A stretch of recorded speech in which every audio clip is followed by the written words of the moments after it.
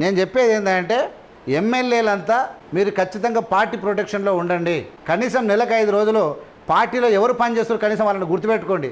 కనీసం మందలేయండి, వాళ్ళని అభినందించండి. Very good, నువ్వు బాగా మాట్లాడినవా, నువ్వు బాగా చేసినవా, నీ పోరాటం బాగుందా చెప్పండి ఒకసారి ఫోన్ చేసి. ఏం లేదు, మంచిగా ఉంటున్నాం తింటున్నాం, పోతే కూడా మాట్లాడరు కొంతమంది పనికి మాలినోళ్ళు. మీ ఎమ్మెల్యేలకు ఎలక్షన్లకు ముందు మేము ఎంతగానో పోరాటం చేసినాం మీకు తెలియదు. డే అండ్ నైట్ 12 గంటల 1 గంటలకు లైవ్ వేసి మాట్లాడినాం మేము.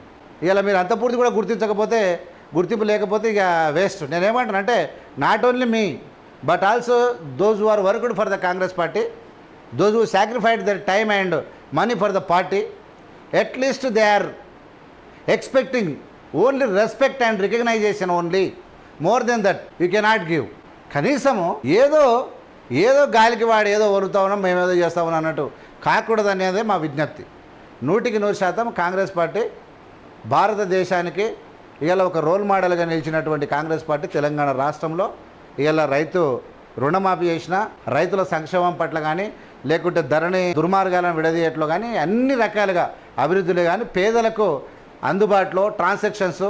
మేము నిన్న మొన్న ఒకటి చూసినాం, దేశంలోనే అంటే పథకాలు అందజేయడం లోపల జెన్యూన్గా వాళ్ళ అకౌంట్లో డబ్బులు వేయడం లోపల తెలంగాణ దేశంలో నెంబర్ 1 అంటాం. సన్నబియ్యం ఇచ్చడం నెంబర్ 1, ఫ్రీ బస్సులో కూడా నెంబర్ 1, రేపు అభివృద్ధిలో కూడా నెంబర్ 1 ఉంటుంది. దానికి ముఖ్యమంత్రి కట్టుబడి ఉన్నాడు, పనిచేస్తున్నాడు. కానీ ఎమ్మెల్యేలు కూడా ముఖ్యమంత్రి కన్నా ఎక్కువ స్పీడ్గా పనిచేయాలనేది నా విజ్ఞప్తి. 100% ప్రజలందరూ కూడా అబ్జర్వ్ చేస్తారు what will happen in the future.